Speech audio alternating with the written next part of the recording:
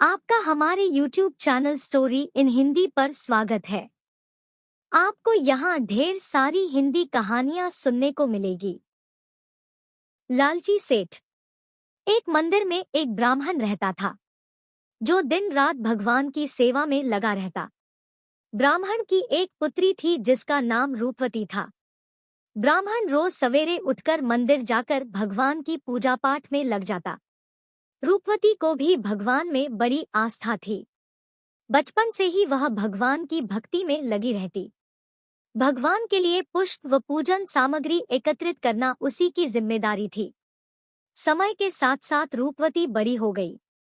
अब ब्राह्मण को रूपवती के विवाह की चिंता सताने लगी थी। ब्राह्मण ने सोचा क्यों न मैं मंदिर में कथा करना शुरू कर दूं, जिससे कि चढ़ावे में कुछ पैसा आने से मुझे थोड़ी आमदनी भी हो जाएगी और गांव वालों में भी भगवान के प्रति आस्था बढ़ेगी। बस यही सोचकर ब्राह्मण ने अगले दिन से ही मंदिर प्रांगण में ही कथा करना शुरू कर दिया। ब्राह्मण का मानना था कि चाहे गांव वाले उसकी कथा न सुने, लेकिन मंदिर में विराजे भगवान तो उसकी कथा सुनेंगे ही। अब ब्राह्मण की कथा में कुछ गांव वाले आना शुरू हो गए। एक दिन गांव का ही एक कंजूस सेठ मंदिर में भगवान के दर्शन करने के लिए आया और दर्शन करने के बाद मंदिर की परिक्रमा करने लगा। तभी उसे मंदिर के अंदर कुछ आवाजें सुनाई दी। उसने मंदिर की पीछे की दीवार पर कान लगाकर सुना तो मंदिर के अंदर दो लोग एक दूसरे से बात कर रहे थे। उसने बड़े ध्यान से सुना। मंदिर के अंदर भगवान राम और हनुमान जी आपस में बात कर रहे थे। भगवान राम हनुमान जी से ब्राह्मण की कन्या के कन्यादान के लिए 200 रुपयों का प्रबंधन करने का कह रहे थे। भगवान राम का आदेश पाकर हनुमान जी ने ब्राह्मण को 200 रुपए देने की बात भगवान राम को कही। सेठ जी ने जब भगवान राम और हनुमान जी की बात सुनी तो कथा के बाद वे ब्राह्मण से मिले और कथा से होने वाली आय के बारे में पूछा। सेठ जी की बात सुनकर ब्राह्मण बोला, सेठ जी, कथा में बहुत ही कम लोग आ रहे हैं, भला इतने कम श्रद्धालुओं में क्या आय होगी। सेठ जी ने ब्राह्मण को आदेश देते हुए कहा कि आज कथा में जो भी आय हो वह ब्राह्मण उन्हें दे दे। इसके बदले में सेठ जी ब्राह्मण को 100 रुपए दे देंगे। ब्राह्मण को भला क्या एतराज होता, उन्होंने सेठ जी की बात मान ली। उधर सेठ जी यह सोच रहे थे कि ब्राह्मण को आज कथा में हनुमान जी 200 रुपए देने वाले हैं, जो मैं ब्राह्मण से ले लूंगा और बदले में उसे 100 रुपए दे दूंगा, जिससे कि मेरी 100 रुपए की कमाई हो जाएगी। शाम को कथा समाप्त होने पर सेठ जी ब्राह्मण के पास आए। उन्हें यकीन था कि आज ब्राह्मण को 200 रुपए की आय हुई होगी।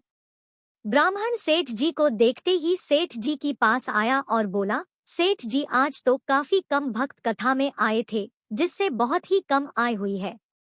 बस 10 रुपए ही इकट्ठा हो पाए हैं। सेठ अब करता भी क्या।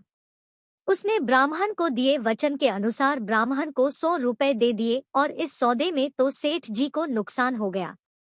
सेठ जी हनुमान जी पर बहुत गुस्सा हुए कि उन्होंने ब्राह्मण को 200 रुपयों की मदद भी नहीं की और भगवान को दिया अपना वचन भी पूरा नहीं किया।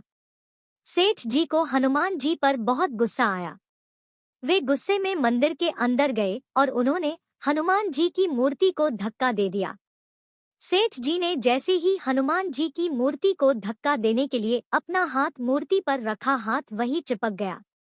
भला हनुमान जी के पकड़ से कोई बच सकता है क्या। तभी सेठ जी को फिर एक आवाज सुनाई दी। अब भगवान राम हनुमान जी से ब्राह्मण को 200 रुपए देने के बारे में पूछ रहे थे।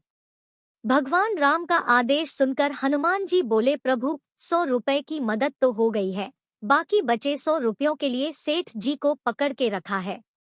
जैसे ही वे 100 रुपए देंगे उनको छोड़ देंगे।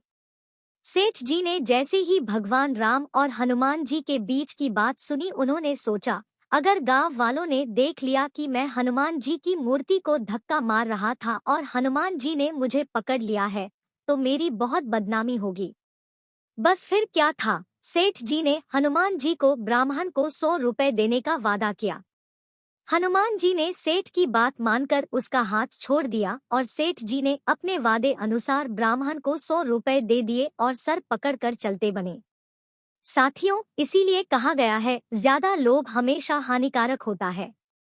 सेठ को उसके लालच की सजा मिल गई और ब्राह्मण को उसकी भक्ति का फल। इसीलिए कहा गया है, जैसी करनी वैसी भरनी। ऐसी मजेदार कहानी सुनने के लिए हमारे चैनल को सब्सक्राइब करें और बेल आइकन को जरूर दबाएं।